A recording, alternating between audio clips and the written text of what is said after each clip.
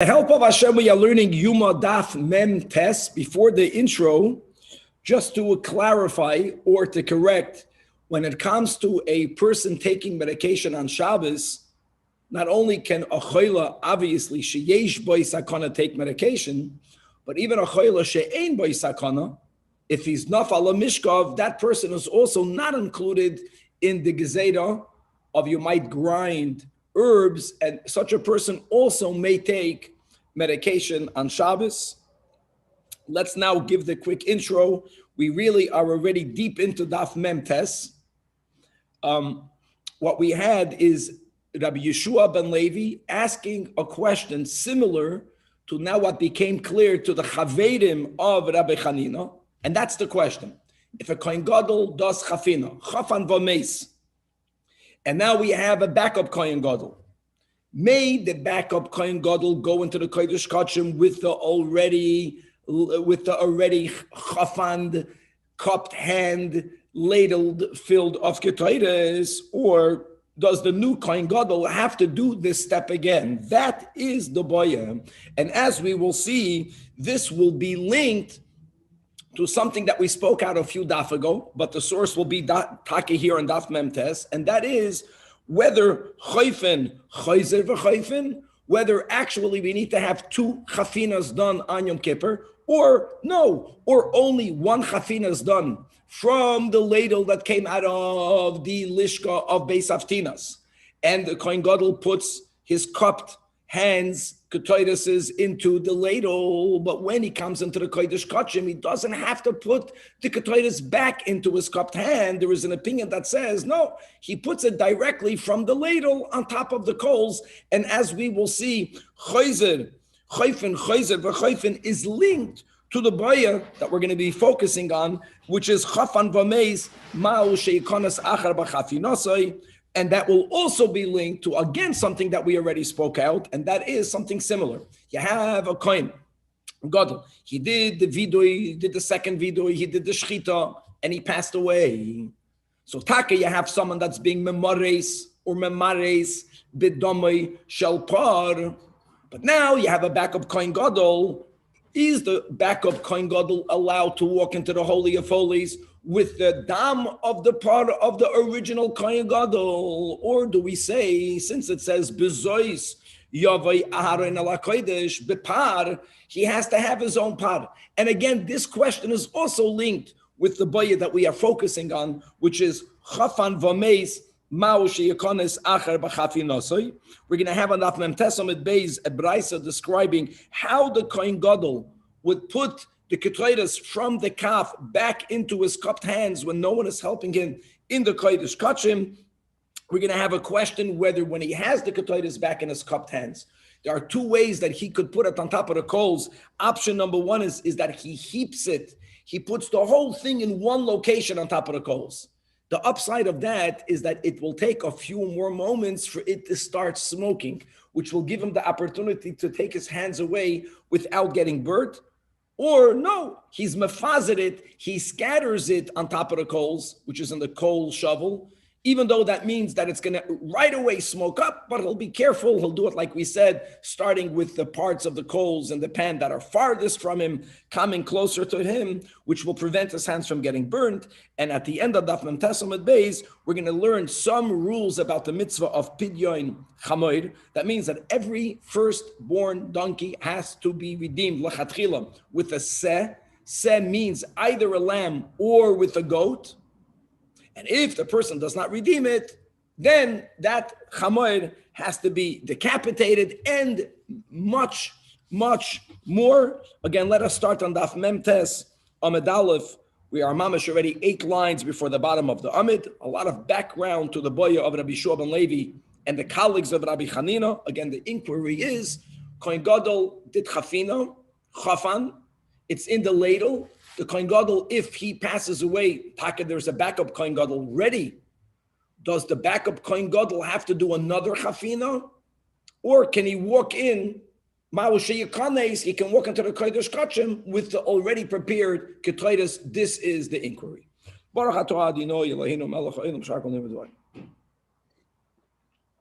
Ma havayalo. So what's the response to the inquiry? What's going to be beautiful is the Gemara is not going to respond to inquiry, but we're going to bring up two other topics and we're going to link our baya with those other topics, pointing out that the baya can only begin once you are already established, once you are already sided with one of the two sides, as we'll speak out right now. Amar Abaya like this.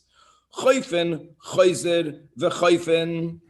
Like we spoke out in the intro, do we have to have two acts of chafina done on Yom Kippur? When is the first chafina done? The one that we began the 5th chapter with, which is when he would make the chafina from the machta that came from Beis Avtinas. That's the first chafina.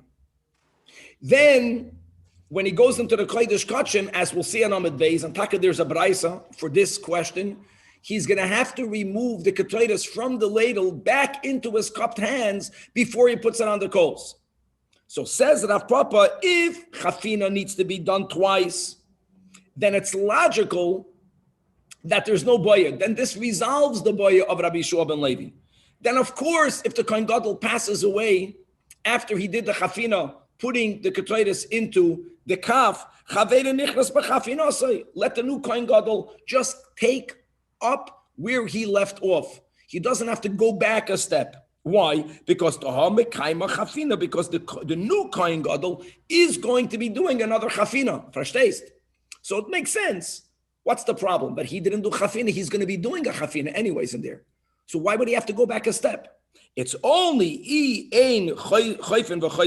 only if you side with the other side that chafina only has to be done once. How do you get the ketores on the coals? You pour it directly out of the ladle. So if there's taka only one chafina, not that we know the result. Now, dipayalach. In other words, the baya of Rabbi Yeshua ben Levi only begins if you side that ein chayfen v'chayzer v'chayfen. Yes, Maya. Rabbi, there's chafina one in the morning for shachrit and one in Ma'ariv? No. So very good. I'm happy you're saying this. Aside of the daily ketores, right, Mayan, that is also done on Yom Kippur by the Kohen Gadol with no chafina. Aside of that, there is the one unique offering of ketores and kodesh kachim that we are focusing on. That's what we're talking about. Now, what's amazing is, yeah. Doesn't matter that he has to be besides his hand. Very good. So, Rabbi, very good. That's what the Gemara says. Says the Gemara, Rabbi Yishol Rav Papa.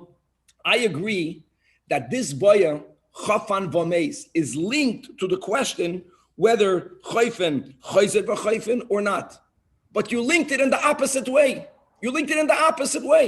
Adarabba. Chayfen v'chayzer v'chayfen.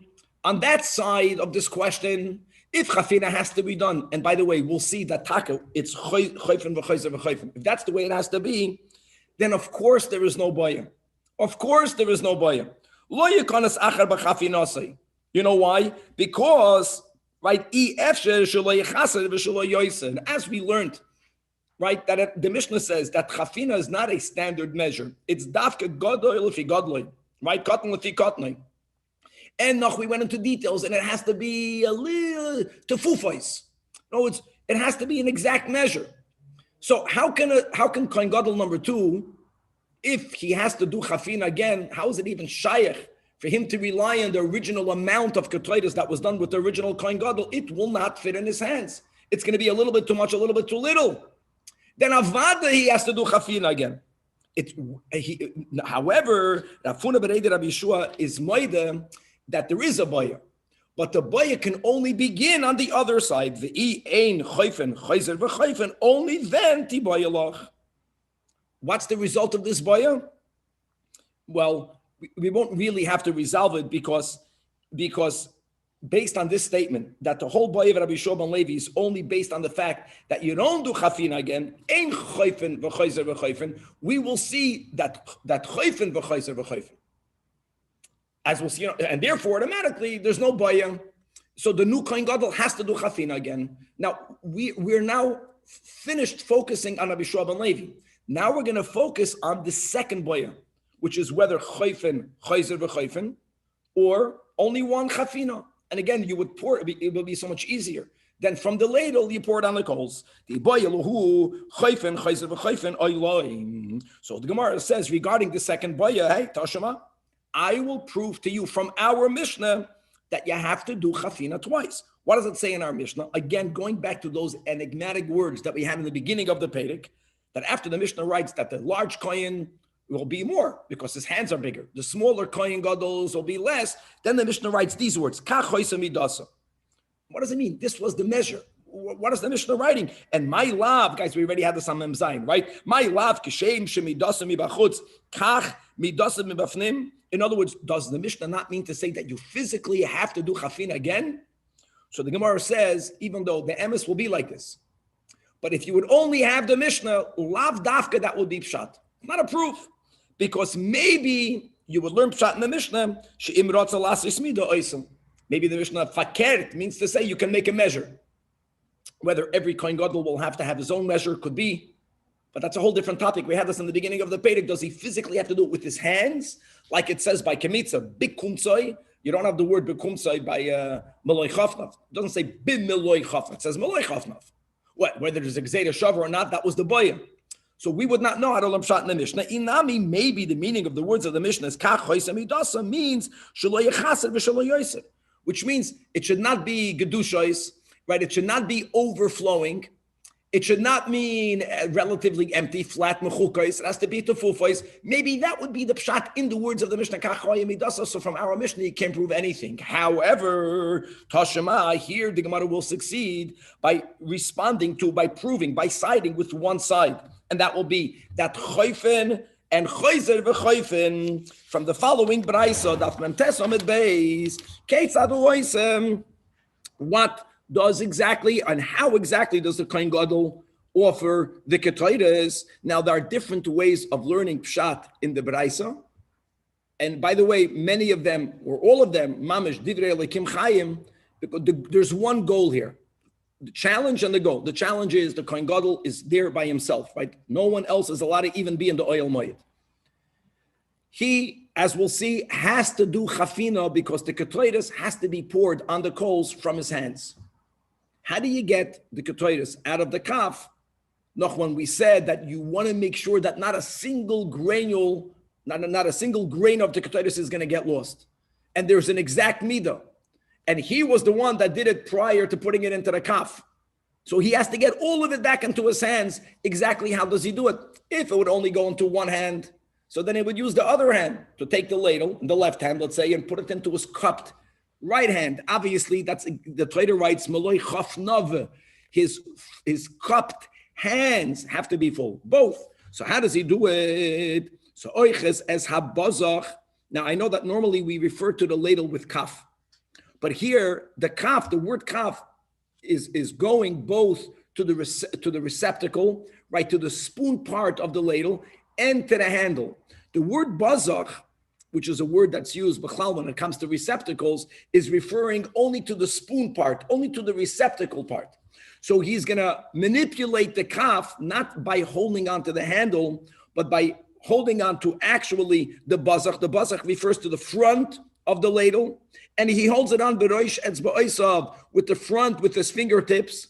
In other words, if he would put the spoon into his palms, he would get nowhere. But he has to constantly have the front of the spoon go beyond his cupped hands. He ultimately wants to make sure that only the tip, the end of the receptacle is resting on the tips of his fingers. The rest of it is in front of him. Let me see how the picture looks like. The picture is not clear. The person didn't understand. No, this is the wrong picture. Nothing is clear in that picture. And now, the yesh, some people hold that in order for him to position the ladle prior to him emptying it out, for it not to fall on the floor, he's moving it away further and further from him. So he is allowed to use his teeth only to hold on to the handle so it shouldn't tip over. Now, Taka, we learned the Tosfos before. If you remember, Lefnei Melech Basar Vadam, you wouldn't put it down on the ground holding your teeth. But when you are holding it, that's a good picture. But when you are holding it in your hands and you're only, I don't know if you poured it out using your teeth. We'll see in a moment. This Braisa doesn't say this picture the way we'll read it, but you're only making sure it doesn't fall by giving it additional support, by putting it into Yeshina, if that's okay. Or umala begudloi, and you keep on pushing it away from you, using your thumbs. You're pushing the receptacle part of the ladle away from you, until the handle is in between your elbows. So it's a very long handle, if you remember. The handle really goes under his armpit, which means the further you move it away from you, then the further the end of the handle is going away from your armpit, and ultimately the end of the handle will only be in between your elbows. So you're putting your elbows together, which is that's a good picture, just making sure that the ladle doesn't tip over. Now, unlike this picture, the way I understand it is that the receptacle is already mamish outside your cupped hands. Just the edges are by the tips of your fingers. Now, in that position, you can now flip the ladle over, whether it's flipped by the side. I understand it being flipped straight up. You push it up, so it's going up. And as it goes up, the cup is being emptied. The receptacle is being emptied into your cupped hands. Others understand that it's closer to you, so then you would have to turn it over to the side. And how would you turn it to the side? That was one of the Rishonim. You use your teeth, or you use your elbows, you use your forearms to manipulate the handle. Now, doesn't matter how you did it. The key is to make sure that none of the ketores falls on the ground. And it's very difficult. Now, before we finish the Braisa, another Braisa is speaking about another detail that we never mentioned before. And that is, once all the ketores is back in the cupped hands of the Kohen Gadol, tzoivra means he heaps it. He doesn't put it on the coal, spreading it out over the shovel of the coals. He puts all of it in one place. What's the mile of keeping it in one place on the coals? Because since it's very flammable, but the more you put, the longer it will take for the smoke to start rising. And that would give the Kohen Gadol enough time to remove his hands from above it for him not to get burnt. So that's one opinion. You want to slow down the coming of the smoke. However, no, we don't want to do that. You have to scatter it, or it's nicer to scatter it. We want it to come even quicker. What's not written here, but we'll learn elsewhere, is that as long as the Kohen Gadol begins to put it on the coals, that's the farthest away from him, the closest to the Aron Kodesh, and he goes from farther to closer, milmayla lamata. Even if it starts smoking right away, his hands are no longer above the mala ashan, the smoke column. Now the Braisa concludes, not focusing on the tzoivra or the mefazra, but now we're simply going back to the way he would have to get the ketores out of the kaf back into his cupped hands. And as we just had above, the Gemara right away challenges this is the only avodah kasha, if this is the correct version. Like we mentioned, Kemitza, when the material of the mincha is hard or baked, pre-baked and cut into pieces. And again, we have to make sure that there's nothing sticking out. There's no overflow. So again, here also we meant Ela Zuhi Avoida Kasha, may Avoidas Kasha Shabbat. It's from the Avoida Kasha Shabbat. Bottom line is, says the Gemara Shmamina, Choyfin v'Choyze v'Choyfin Shmamina. So not only did we resolve this question, but according to the latter statement of Rafuna Berei Rav Yehoshua, who said that if Choyzer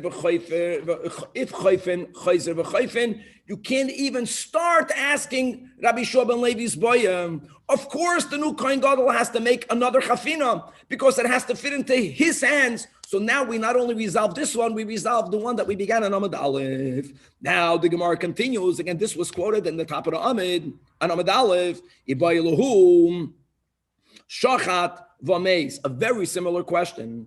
All right, let's quickly chazer the steps. The Kohen Gadol, right, brings out the par.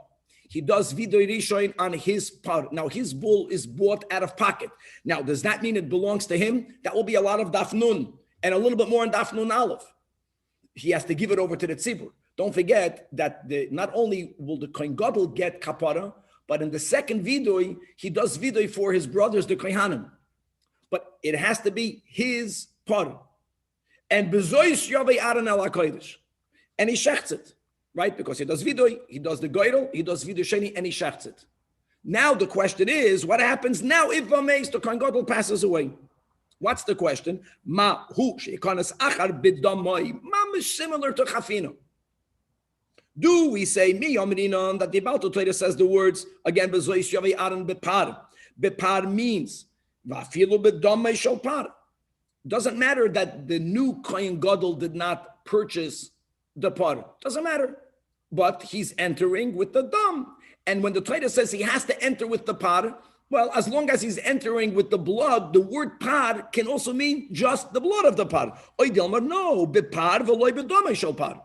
And therefore, Chaver, what's going to happen? He's going to have to shecht a new par.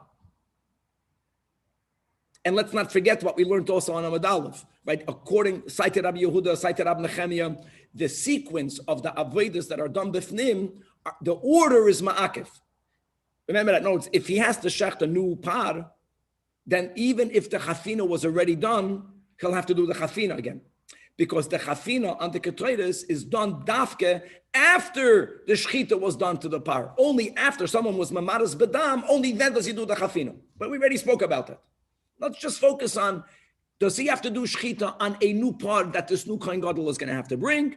And here we have a machlokes, so we already had this on Amud Aleph. Rabbi Chanina says, bepar v'loy b'domei sherpar.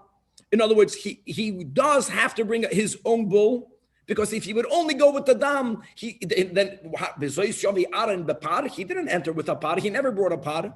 However, the Shlakish Amar, now we see who argues, bepar v'afila b'domei shel par. And just like Rabbi Chanina and the Shlakish argued, similarly, Rav Ami Amar, like Rabbi Chanina, let's say this is more Mahmid, that the par v'loy b'domei shel par. But Rabbi Yitzchak or Rabbi Yitzchak Nafcha Amar, like Reish Lakish, bepar v'afilu b'domei shel par. Oh, so let's go. So says the Gemara, Eisvei Reb Ami Rabbi Yitzchak Nafcha du zoks bepar v'afilu b'domei. In other words, you're lenient. You say that the Kohen Gadol, the new Kohen Gadol, does not need to bring and shecht his own bull. It says in a Mishnah in Psachim, do you remember that what does it say in the pasuk? Ve'im yimat habayis mihi yois miseh. The whole concept of minuyim of the Korban Pesach.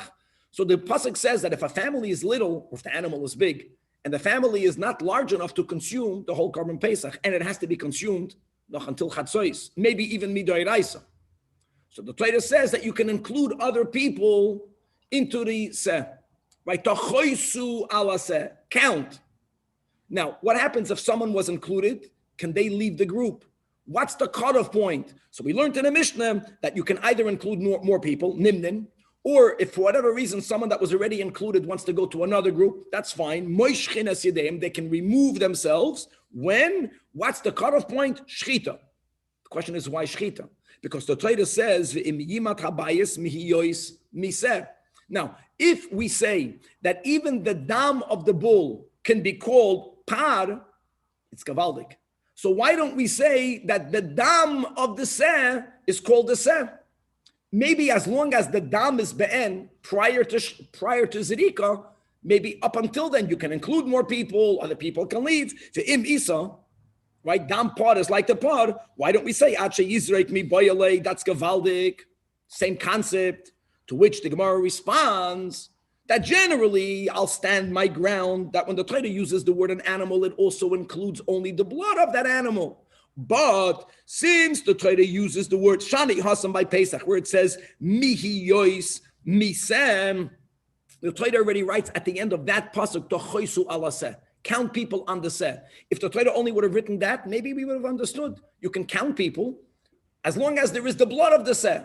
But since the Torah writes in the middle of the pasuk extra words, mihi yois miseh, so we teach mechayusay the seh. The seh has to be alive for you to include people in the count. Subsequently, for people to be allowed to leave if they were already included. Okay, Masav Rab Marzutra, again a question on Rabbi Yitzchak Nafcha on this lenient opinion that bepar means Even the dam, it says in a Mishnah, we're going to a different topic. There's a mitzvah of pidyon chamoir, peter chamoir. That means when you have a firstborn donkey, even though the din of b'chayra is by all domesticated animals, even b'chutz la'aretz, which is cattle and soin, right? Cattle and sheep and goats. But the Torah says that a donkey is included in that the bechor of a donkey is holy, but obviously you can't bring it as a carbon. It must be lachatchila redeemed on a seh. And here the word seh doesn't mean only a lamb. When it comes to pidyon, peter chamoir, seh means both a lamb or a kid. Says the Mishnah, ain't played in, but you may not redeem the firstborn donkey on an eagle, on a calf, because don't forget the Torah says seh, nor on a non-domesticated kosher animal. The Torah says seh. Likewise, even if you have a seh, you cannot redeem it. That's the proof, that's the kasha on a slaughtered seh. Nor by a seh, that's a treifa, nor by a seh, that's kalayim. Kalayim means even if there is an animal who is a crossbreed from both a lamb and a goat. Now, a lamb is a seh and a goat is a seh in this context, but it has to be pure. If you have a crossbreed, it's not good. V'loi bekoi or bekvi. And guys, if you remember in Chol and Daf Pei, different opinions how to define the kvi. Here, Rashi brings the one ashita that says that the key is made out of a male goat and a female tzvi. Now, does a tzvi mean the normal deer? Over there in Chulin, some understand that tzvi in this context to mean a mountain goat. So even though goat, no, it's two different types of goats. It's still a crossbreed. Elo b'seh. Bottom line is, why can you not redeem it in the shchuta? If when you only have the dam of an animal, it's already considered the animal, so what if it's slaughtered? It should still be called seh, tifte b'seh. So the Gemara says, Shani Hassan, because we have this Gezerah Shavar from Pesach. No, it's by Pesach, you have the extra words, Meyois Miseh. So Shana Hassan, the Aleph Zalman Pesach. I frek the Gemara, if you're going to compare it to Pesach, why didn't you go all the way? Imalahalon, by Pesach, you have a limit. The carbon has to be male. The carbon Pesach has to be tam unblemished. The carbon Pesach has to be dafka within this 4th year.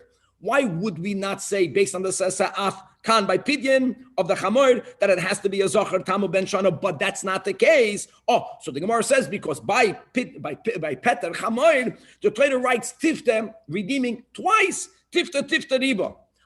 The last line of the Amid, Tifta Riba, Afilu Kulonami. Kulonami means, why didn't you include Shchuta, Treif, and Kalayim? We're not asking to include a Egel, but at least if it's from the category of Seh, Im Kain Seh, Mayahani Le. Let's go a little bit weiter on Daf Nun. Now, Esvei Rabbi Yitzchak Nafkal Ravami, now we're going in the opposite direction. Here, you, Rav Ami, hold like Rabbi Hanina, right? That Bepar, Veloy, Bedamei Shal Par. Oh, says the Esfrek Rabbi Yitzchak in Parshas Vayikra, when the Torah is speaking about the various chatois, focusing now on the chatos that's brought by the Kohen Mashuach, who makes a mistake, ultimately he has to bring a par lechatosoi. And what happens, what's unique, that after the shchita of this part, the zrikas adam of the part of the Kohen Mashiach is dafka done b'fnim. And then there is a rule that after you bring the emurim on the mizbeach achitzoin, since the dam was offered b'fnim, the kohanim don't get to eat the chatos, but that the carcass has to be taken out of Yerushalayim and burnt. That's the rule by all animals whose bloods are sprinkled b'fnim. So it says in the Chumash, v'hoitzi es kol hapar, you bring out all of the bull and you burn it outside. Now, guys, this pod is no longer living. This pod is no longer living. So you see that a slaughtered bull is still called a bull. So why would we care if the bull was already slaughtered by the original Kohen Gadol? It's still there. It's a part.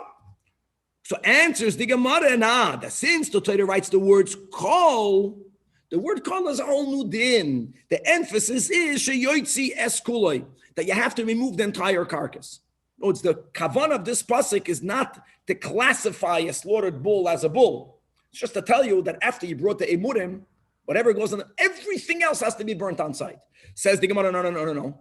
Because B'negei Yom Kippur, here also, when the Torah speaks about parachatos, the es seirachatos, they also have to be taken and burnt outside as the rule, because since their bloods were not offered lefnai v'lefnim and v'lefnim, the Torah does not use the words kol. The Torah uses the word parachatos. This pasuk is referring to bringing the carcass and burning it outside. So you see that even a slaughtered bull is called a bull. So why wouldn't the dam be called also a par? So Amar Papa, no, one thing has nothing to do with the other. If you're focusing on the physical remains, like the hide, the meat, and the intestines, even though it's not living, it's slaughtered, everyone agrees, the Kol Ha'amaloi Pligi, that the Torah can call this a animal, parachatos, or seirachatos. Our discussion is not focusing on the animal. We're focusing only on the blood. Ki pligi b'dam, which is what happened. In other words, the focus is, it says, now, the original Kohen Gadol slaughtered the par. What do we have now for the Avodah? Only the dam. So really, when he's going to enter El HaKodesh, he's coming in the dam. So if the new Kohen Gadol didn't bring the par, but if dam is not called par, then it's not good. So Mar Sovar Rabbi Yitzchak, that dam ikra par, or Mar Sovar dam loy ikra par. Says the Gemara, Amar Rav Ashi, I want you to know, Mistabra, Kemanda Amar, it's Mistaber like Rabbi Yitzchak, that even if you only have the dam, it's called a par, which would mean that the new Kohen Gadol does not need to shecht it again. Why? Let's go to this verse. Because it says, Bezois Yavai Aharon El HaKodesh Bepar Ben Bakar. Don't forget the pasuk says he enters the Kodesh with the par. He doesn't enter the Kodesh with the par. First of all, the par is slaughtered. So what are you going to tell me? He drags the carcass in. What? Otu bekarne ma'ayula. The word par is written in the context of entering. He doesn't enter with the animal. Eloma, he enters with the dam of the par. The Torah doesn't use the words dam. The Torah uses the words viet v'karolei par. That's gevaldik. That's araya to Rabbi Yitzchak. Now, this is a kashan of Ami. So the Gemara says, v'idach, what the pasuk means to say is, what b'chlal allows him to go in there by the fact that he had his ox, that he had his bull, and that's why if he passed away and you have a new Kohen Gadol, the new Kohen Gadol never brought an ox.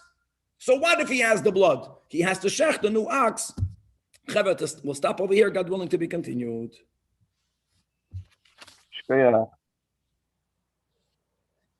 We ended early today, huh? No. We're going another daf. Oh, you're saying we're going forward? Oh, yes, we are. So, Rabbi, No.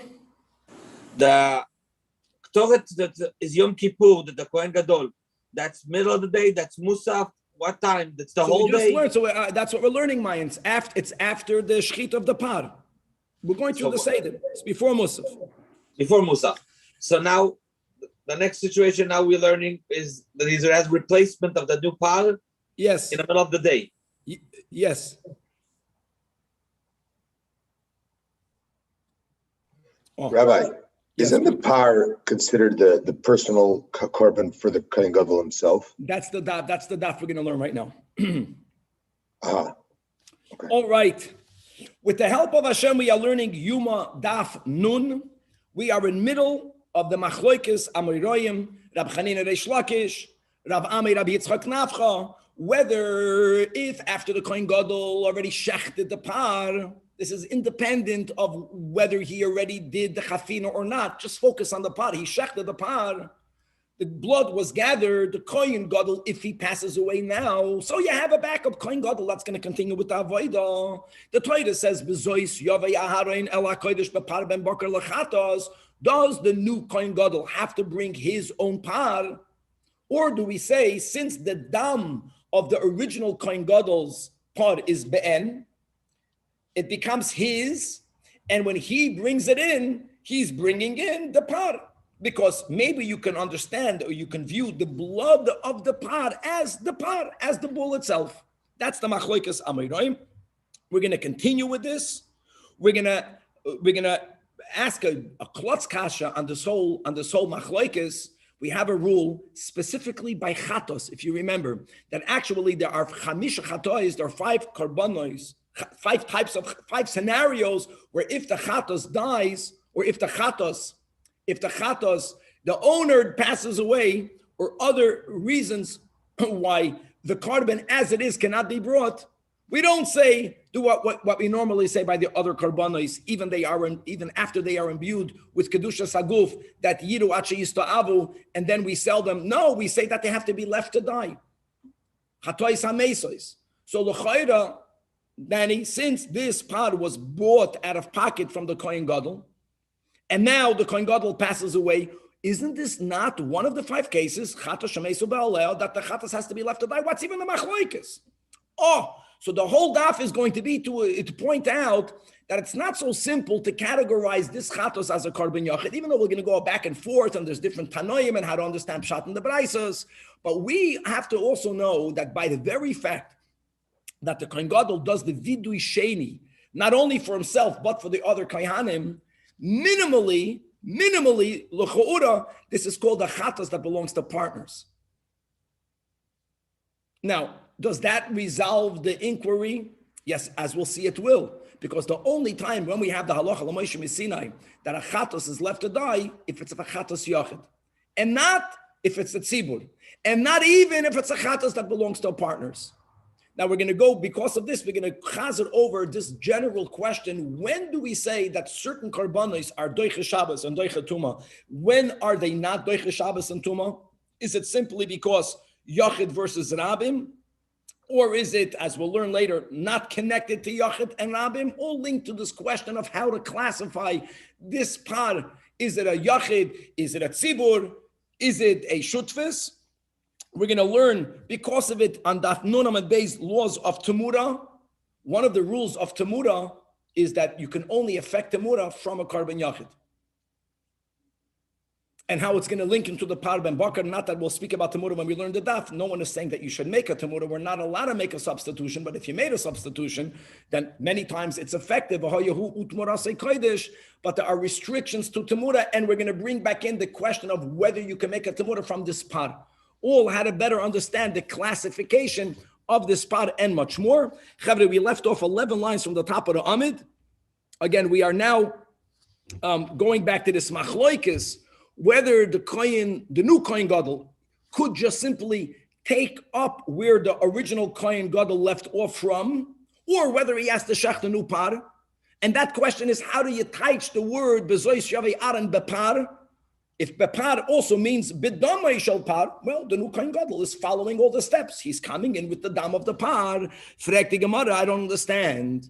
Even if the dam of the par could be called par, so this verse is being fulfilled, but anyways, it's a problem. What's the problem? This is one of the 5 chatois hamesos, right? The remes, the mnemonic to remember is vitimna. One of them is chato shemesos ba'aleh, and the rule is v'chato shemesos ba'aleh lemisa azla. Of course, the new Kohen Gadol has to buy a new par, the original par, and the dam is completely invalidated. The par is bought from the money of the Kohen Gadol. Amar le Ravin bar ado to Rava. And I want you to know that Amri Talmidach, you Rava, your students, they quote in the name of Rav Amram that the reason why this is a non-issue, because chatos tziburi.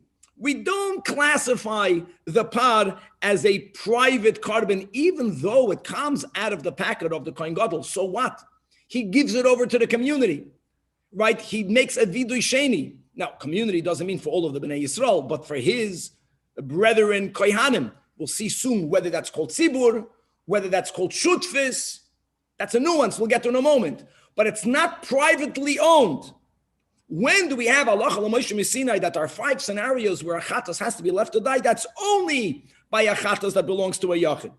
And since it's a tzibur, v'lo lemisa asla. Now, Rav Amram is not siding with this question.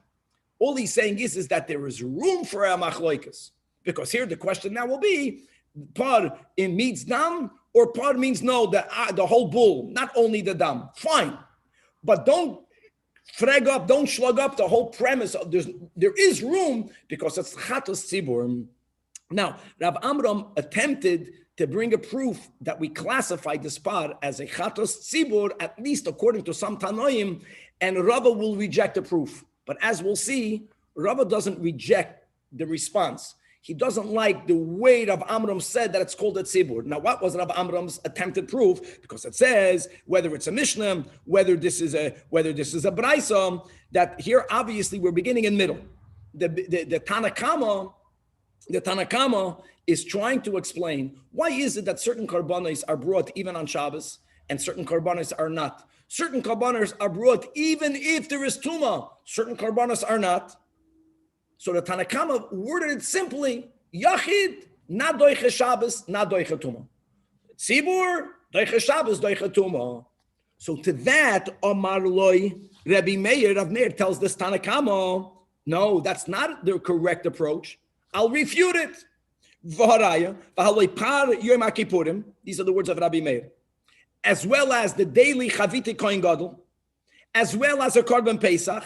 Now, clearly, guys, Rav Meir is saying that it's called a Korban Yachid, which won't be the end of the world because, like we mentioned, Rav Amram classifying it as a tzibur is according to some Tanoim, which is fine. That it's a Korban Yachid, yet we know regarding all these three that it's Doichas HaShabbos.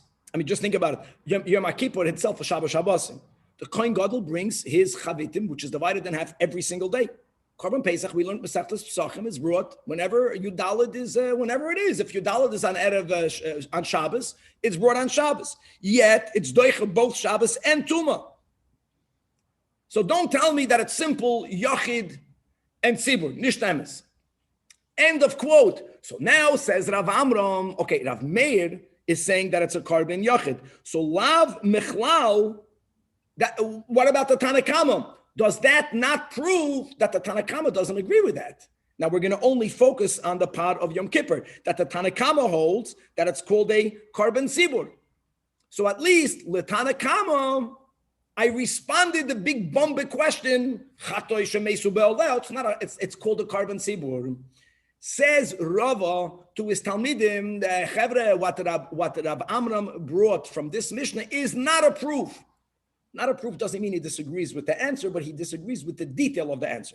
Let's go weiter. Whether it's a Mishnah or a Braisa.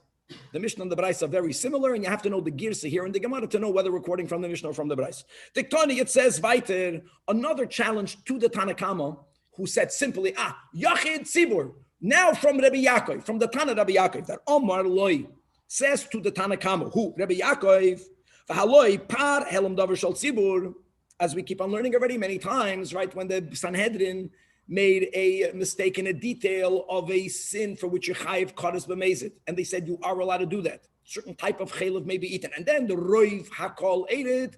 So there's a par, or if the similar mistake was made specifically regarding a detailed avodah zara service, which may not be done, but they erroneously said it may be done, for which you have to bring. The community, the Sanhedrin has to bring a he-goat and chagiga. Wow. Every Jew has to bring a chagiga during every one of the 3 Yom Tovim. That Rabbi Yaakov considers these 3 Korban Sibur. Chevra, tomorrow, Daf Nun Aleph, the first 2 are clear. It's a Sibur. Why is chagiga called a Korban Sibur? We'll see that, God willing, tomorrow. It's not Negeh right now. And nevertheless, these 3, Ve'enam Doichim, not Shabbos, not Tumah.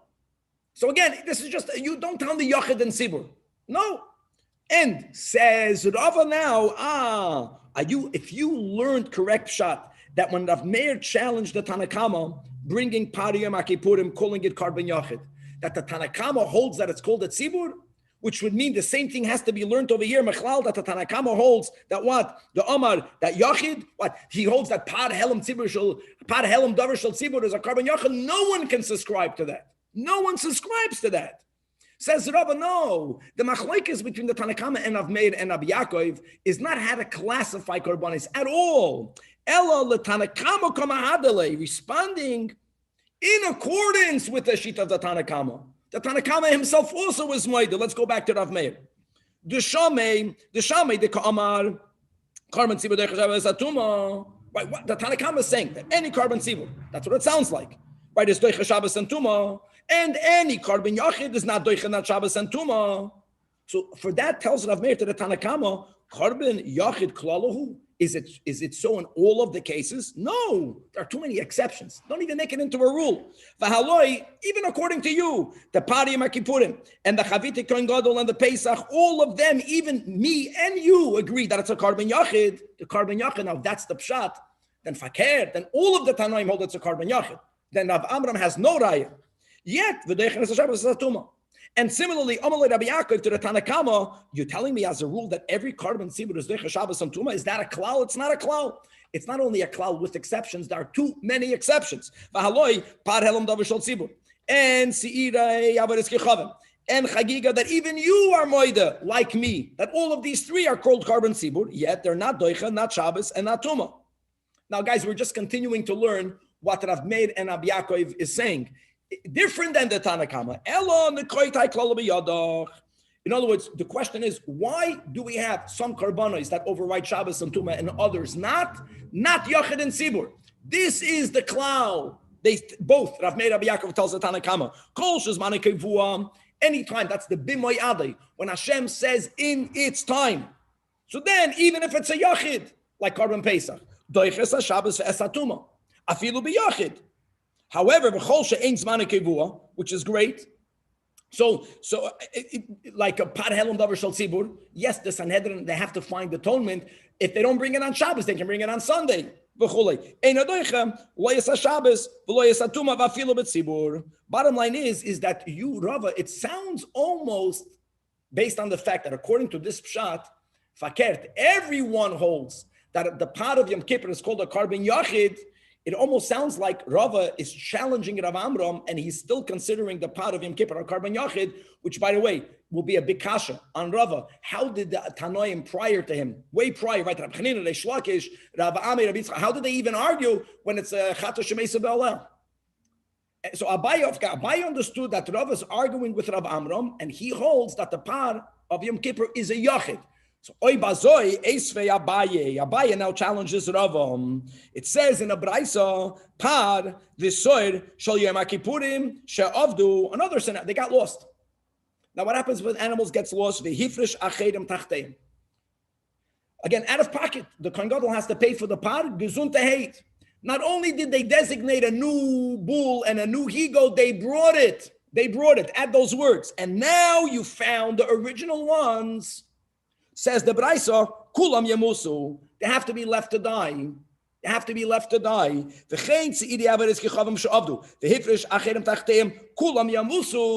the words of Rebbe Yehuda. Now, this again is predicated on us classifying these animals as a privately owned animal, and that's the rule. One of the 5 Chatois HaMesos is exactly this case. However, both the Tana Rabbi Elazar and the Tana Rabbi Shimon Oimrim, no. Why? Listen to these words. She'ein chatos sibur mesa. And I'll tell you more. That even Rabbi Yehuda, it's not pshat Rabbi Yehuda considers this a Korban Yachid. It's a Korban Sibur. Rabbi Yehuda holds that the halacha l'Moshe Misina is not limited to Yachid. It's not, even goes to Tzibur. And Rabbi Elazar and Rabbi Shimon say, no, the rules of the halacha l'Moshe Misina of 5 Chatois HaMesos is only by a Yachid and not by a Tzibur. So how would Rabbi understand pshat and Rabbi Elazar and Rabbi Shimon?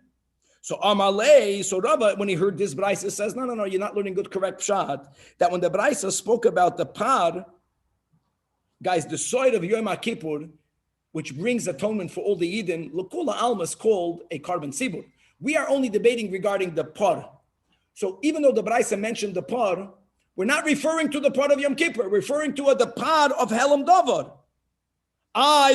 Yom Kippur Kitani. So says Rava, no, the word Yom Kippur only goes on the soil. Kitani had the soil. So Bachlal, this Braisa is not even speaking about the part of Yom Kippur. Don't bring me this Braisa. So now that did not work because Abaye found another Braisa that Rava didn't know. And there it's clearly that we are speaking about the part of Yom Kippur. Partial Yom Kippurim, clear. Partial Yom Kippurim. And the Shal Yom Kippurim, same case. They got lost. And and you brought the new ones, and now you found the old ones. Kulam yamusu divrei Rabbi Yehuda. However, Rabbi Elazar, Rabbi Shimon, why? Because she'ein chatos tzibur mesa. And again, the pshat is not that Rabbi Yehuda classifies this as a yachid. Everyone classifies this as a tzibur. The question is, do you apply the halacha l'Moshe Sinai on a tzibur, or only by a yachid? But everyone considers it a tzibur. How can you, Rava, argue with Rav Amram? So it clarifies the Gemara. Listen, Rava accepts the answer of Rav Amram, which is that the part of Yom Kippur is not called a yachid. So don't ask, anyways it became invalidated. It's not invalidated. That it's left to die is only if it belongs to an individual. He was bothered by the fact that Rav Amram actually called it a tzibur when Rava does not consider it a tzibur. He considers the part of Yom Kippur as an animal that belongs to partners, which is also exempted from the halacha l'Moshe Sinai. It's not going to be left to die, but it's not called a tzibur. Says the Gemara, loy tema, don't understand pshat in Rava, or even in the Braisa. Even though the Braisa that we have has the word she'ein chatas tzibur mesa, what the Braisa really means to say is she'ein chatas hashutafin mesa, which is beautiful. So the concept of the answer of Rav Amram is good. Rav agrees with it. The question we started with today's shiur is responded to.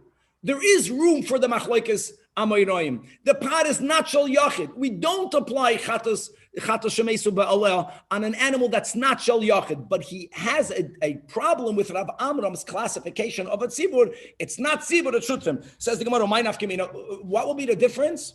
So the Gemara says, I'll tell you what will be the difference. Not the Negeya Yom Kippur, but the Maisu Kahanim Par B'Hira. We're going to learn the Masechta Soidiyas. What happens if only one tribe, following the Psak Din of the Sanhedrin, the Roiv of one tribe erroneously does something which may not be done, and we have all of the opinions that say that they also have to bring a part, the Sanhedrin has to bring a part Helam Davar. Why is that? Because the Tzibur or the Kohol did something based on their erroneous psak din, lest you think that kohanim are called tzibur. There's something unique about kohanim, which also means leviim, that they are not called kohol. If only roiv of kohanim leviim follow the erroneous psak of the beis din, then we don't activate the para helam davar shel tzibur. Every individual has to bring their own chatos.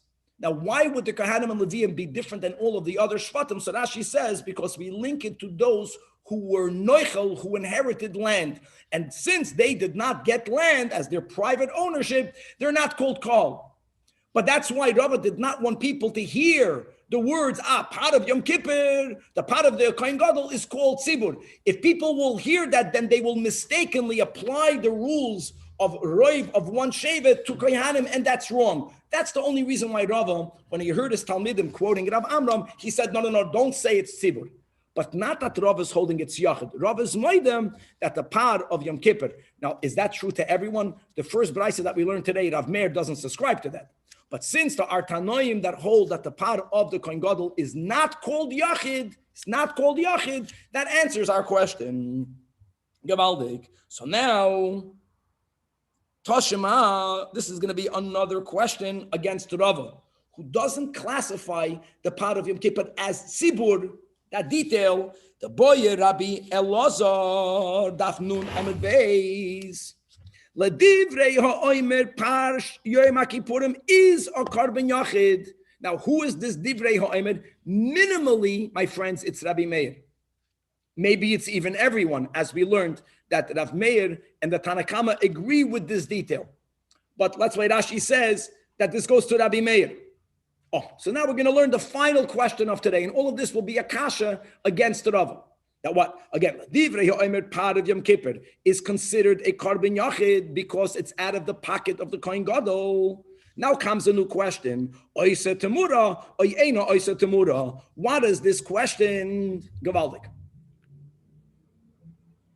When we have an animal that's already designated to his purpose, to her purpose, the owner of that animal, if it belongs to an individual, not if it belongs to partners, not if it belongs to the public, are told by God that they should not make a substitution for it. What would be a substitution? That they have another animal placed on its side, and they say that the holiness of this one should be substituted in the new one. Then the Torah says, even though that you should not have done it, that if you made such a declaration, you affected Tumura. Not that the Kedusha of the first one leaves the first one, but V'hayohu utmorasa yiyah. And there's so many details we learned in Masechta Temura. It doesn't always mean that you bring the Temura. Well, if the Temura is from an oila, then it's takabrot, as an oila. If the Temura is from a chatos, then you will leave it to die. One of the 5 chatois hamesos is chatos has to be brought for a specific person for a specific sin. You can't just add another chatos. And by the way, if a Temura would be effective from the pot of Yom Kippur, don't think you'll do anything with it. There's nothing to do with it because the Kohen Gadol only brings the dam of one part. So we're not even focusing on what happens now. We're just focusing on whether the Temura to begin with was effective or not, or whether if it's not effective, there's no issue with which is even better. And that's the question. Now, if the pot of Yom Kippur is not viewed as a Karban Yachid, then there's nothing to inquire. Then Ablaza would have no inquiry. Why not? Because a Karban that does not belong to a individual can never be used as the source of a substitution. So again, that's the top line, that Ladivrei Ha'omer, clearly that was Rav Meir, that pot of Yom Kippur is considered a Karban Yachid. And by the way, according to the Sugya, according to Rav Meir, of course, if the Kohen Gadol passes away, the new Kohen Gadol has to bring a new part. There's nothing to talk about. All right. Now, what are we doing? We're challenging now Rava. Lav Michlal, when Rabbi Elazar uses the words Ledivrei Ha'omer, what does he mean to say? He's implying that not everyone agrees with this opinion. And what would the others hold? Lav Michlal the Ikalaman the Omer that it's a tzibur. So at least Rav Amram has someone whom we can lean on with this detail that it's a tzibur. So the Gemara says Michlal not. No, Ledivrei Ha'omer is implying Loi Michlal the Ikalaman the Omer that it is considered a part that belongs to partners. Clearly, this Kohen Gadol and all the other brothers Kohanim. Okay. So Bekitzer, Rava stands, Rav Amram stands. We at least resolved the Bamba Kasha. How can there even be a Machlokes Amoraim? Everything is good and fine. Now we're going to focus now on this last Boye. Gufa, we learned above, Boye Rabbi Elazar, Ledivrei Ha'omer par Yom Kippurim. Right, we're going to minimize. We're going to follow Rava and the concept of Rav Amram. We cannot take this out of the words of Rav Meir. Right, Rav Meir clearly holds that a pot of Yom Kippur is classified as a Karban Yachid. So what was the Baya? What's now the new question? The final question for today, whether Oisa Temura, Oyena Oisa Temura, Frek the Gemara, I b'chlal don't understand the whole question. My Kamid Baya Lane. Let's guys, Lakula Alma, it's definitely going to atone for all the Kohanim. That's the Vidui.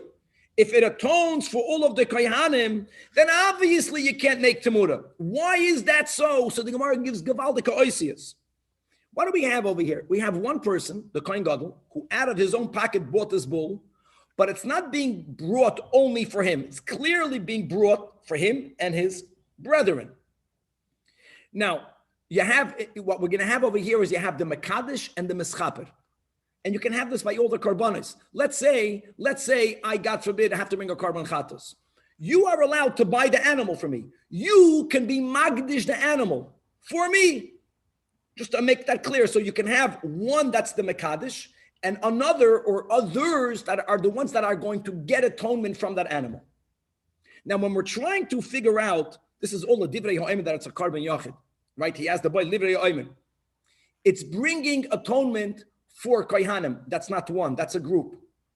L'chayra, the only reason why there's room for there to be a boya is because maybe you focus not for whom the pod is bringing atonement, but you are focusing on who consecrated the animal. And taka, only the Kohen Gadol consecrated the animal.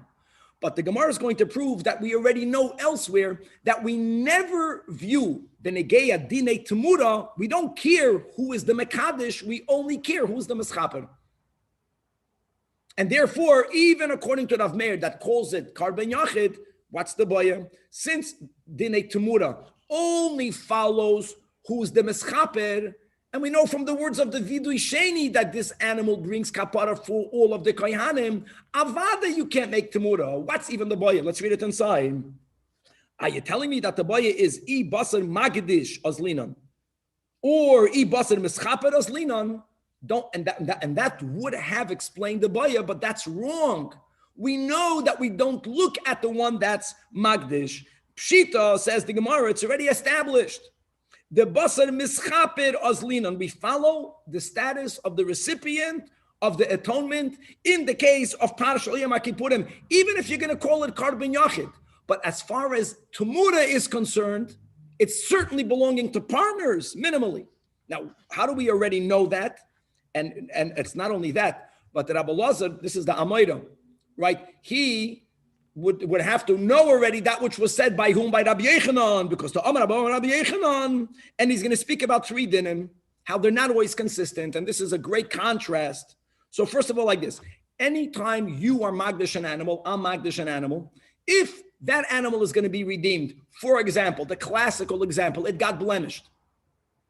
Now, this animal has to be redeemed, but there's always a difference between who is redeeming it as far as how much money do they have to pay to Hegdish. If the owner is redeeming the animal, the owner has to add a halachic fifth. If anyone other than the Magdish is redeeming the animal, they have to give the value of the animal to the Beis HaMikdash, but they don't add the fifth. So says Rabbi Yechanan that Hamagdish Moisev Chaimish, even if I was Magdish an animal for you, and the animal gets blemished, if you are going to redeem it, you don't add the fifth. For din pedia, the din of adding a chaimish, we look at the one who consecrated the animal. Statement number 2, which is what's negeh to us, that one may not make temura on someone else's animal. So here again, there's a question. If I'm magdish an animal for you, who is viewed as the owner who could affect temura? Don't do temura, but if you did it, it will be effective. So Rabbi Yechanan says only the meschaper, not the magdish. This is all now going to be a problem to why does Rabbi Lazar even have an inquiry. And the third din is the hatoyde mishalei ashol chaveiroi. He's the one toivas hana shaloi. So there's a rule, my friends. I may never receive money from a kohen directly for me to give him my truma.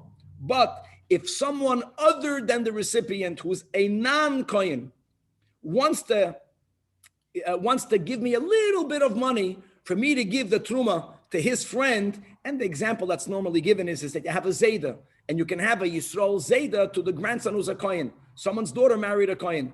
So the grandfather, just an example, who is a Yisrael, is allowed to give me money. I'm allowed to receive a small amount of money. It's called the benefit of the gratitude. The benefit of the toivas hana, for me to give money to a specific kohen. So if someone is paying the giver that little bit, that tip, who does it go to? So again, what's the question? I separated truma from my apples over your apples, from my grain over your grain. If there's some money coming, who gets the money? The one who gave the truma, not the person for whom the truma is given. Gavaldike 3 dinim. Bottom line is, the second statement of Rabbi Yechanan is as when it comes to dinei temura, we look at the meschaper and not on the magdish. The meschaper is a group. So what's the boya? Answers the Gemara, clarifies the Gemara. Lo oilam, guys, we are looking on, we're answering Rabbi Lazar. Lo oilam, pshitala, yes, Rabbi Lazar heard that din, and he agrees with the great Rabbi Yechanan, and we know that when it comes to dinei temura, the basar mischaper ozlinan. Yet he has a boya, yet he has a question whether the kohen gadol can affect a act of substitution. Why would he have a boya? Since the Torah says that the kohen gadol has to be the one buying the animal, even though vidui sheni is for all the other kohanim, listen to Oisius, one might understand that it's not pshat that this animal is being given over to all the other kohanim. Keilu, it belongs to shutvis, and it's being slaughtered and therefore offering atonement for everyone. Maybe, says Rabbi Lazar, that listen to this concept. The moment the kohen gadol is atoned, automatically all the other kohanim are atoned as well. Can you imagine such a concept? In other words, the taka belongs to the kohen gadol. Only to the Kohen Gadol. It's his carbon. Especially according to Rav Meir, it's called a carbon yachid. Why do the other Kohanim receive atonement? Because it's as if their atonement depends on the madrega of the Kohen Gadol. The moment the Kohen Gadol gets atonement, and that's done by the par, automatically they get atonement. But it's not brought for them. That is the one side of the inquiry. Do we say it's being brought? The coin, the pod is established for everyone. That's called partnership. And then Rabbi Elazar would not. Then ain oiseh temura. Or do we say bekufya? Bekufya means something that's floating. That means that the kohanim have atonement waiting for them, gifted by God. But there's a precondition. In order for the atonement that God gives to the kohanim, for that to take hold on the kohanim, the kohen gadol has to have the kohen gadol's atonement. Even if they didn't pay for it, even if the other kohanim, that for sure they didn't pay for it. Even if we're not even saying it's being brought for them, he's saying vidim for them because he knows that the moment he gets kapara, they automatically get kapara.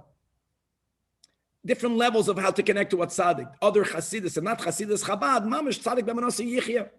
That the moment that tzaddik is on the level of a tzaddik, it automatically elevates everyone else. So that's why he has the boya. So now Tashema, now we're going to try to resolve the inquiry. I know it's getting a little bit late, but it's kedai to start learning. Guys, we're learning a braisa that we will continue tomorrow. So what we're learning now, we'll review tomorrow. But let's go.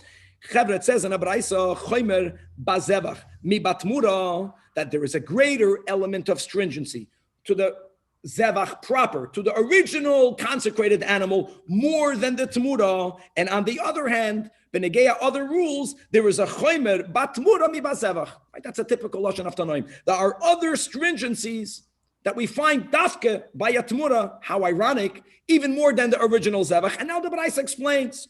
Choimer bazevach shahazevach noyheg. Guys, we're going to follow the gears on the side. Kid sibur, kid bayachid. Pashit. You have a carbon sibur, you have a carbon yachid. Like we keep on, like we're learning right now. There's no tumura from a sibur, doesn't exist. Likewise, a zevach has a something that a tumura doesn't have. That sometimes, at least, a zevach is doiche Shabbos and tuma. Now, whether this braisa is speaking generally or whether this braisa is actually having in mind a specific carbon, that will be the topic in a moment.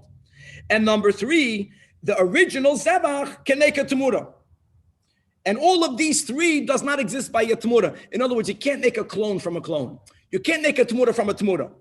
A temura, even when a temura is brought, it's never going to be brought on Shabbos. Even when a temura is brought, never betuma. Gewaldig. And there's no temura from a tzibur. Clear.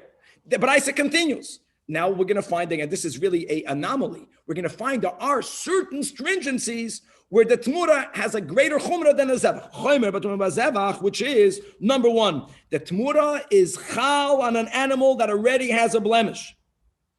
Now that's huge. When I consecrate an animal with a blemish, before I consecrated it, that animal was never imbued with kedushas haguf. It gets kedushas damim. And therefore it has to be redeemed from hegdish. But when it's redeemed from hegdish, it goes out completely lechulin. The buyer, the kedusha, goes into the money. The one who purchased this animal can do anything he wants with it. He can share it. He can work with it. But any animal that was imbued with kedushas haguf, even if later it became invalidated and therefore it's redeemed, there is a vestige of kedusha that's in the animal. Guys, we learned this in Kachim. So he says like this: since temura is chal on a bamum kavua, even though you have to redeem it, right? Even though you have to redeem it, but since it was chal and had kedushas haguf, so even after the redemption, it doesn't go out fully lechulin, and therefore ve'ena yoytze lechulin completely for you to be able later to share it or to do work with it because it had kedushas haguf. Mashe inkein on the zevach. Wow! If when you were magdish, it already had a blemish. It never was imbued with kedushas haguf. It only got kedushas damim, and therefore, after you redeem it, it goes out lechulin. Now, the premise of the proof will be that the braisa is speaking about a specific case. Hai zevach, in the first case of the braisa, where there's a chomer bazevach over temura, what zevach are we talking about? If we're talking about a carbon yachid, is a carbon yachid docha Shabbos and tuma? No, we must be referring to a carbon sibur. Now, problem is, a carbon sibur never makes a temura. So what will be a case of a carbon that's doicha Shabbos, doicha tuma, and yet you can make a temura, my love, that we're speaking specifically about the pod of Yom Kippur, and therefore it's doicha Shabbos and tuma, as we know. But on the why we learned the son of Aleph? Because the kfir leizman, the oise temura, wow. Because number one, it's a korban yachid, and number two, because since it's a korban yachid mamish, you can make a temura. So this should resolve the boya of Rabbi Elazar. Great. So Amar Rab Sheshes know that the animal that the Braisa is specifically referring to is Be'eloi Shel Aharon. Now, the ayol of Aaron, your mind was asking before, which is brought on Yom Kippur, has no connection to the Kohanim. That's Taka Zevach, Docha Shabbos and Tuma, and this animal, this Zevach, is a korban. Let me go back over here. The oisa temura. Because the kohanim have no connection with this ram. And because the Isal Kadaitach, that this specific case of the Braisa is the par. No. Temura, the par, Shabbos, Vetuma hu deloy dachya, that would imply that the temura of the par, right, cannot be brought on Shabbos, which would l'chura mean, but b'choil mikriv karva, that can be. Because the temura of a chatos, even when it's effective, is not brought at all. Ha-temuras chatos, even temuras chatos l'misla azla. So therefore, we must be speaking about the ayil, and yes, the temura of an ayil is going to be brought. Guys, we're going to continue, God willing, tomorrow. All of this is going to see whether we can resolve the boya of Rabbi Elazar from the Braisa, or this Braisa will not resolve, and therefore we're going to continue to look to resolve this question, lid divrei ha'omer, that the pot is called a korban yachid, oisa temura, or eina oisa temura, to be continued.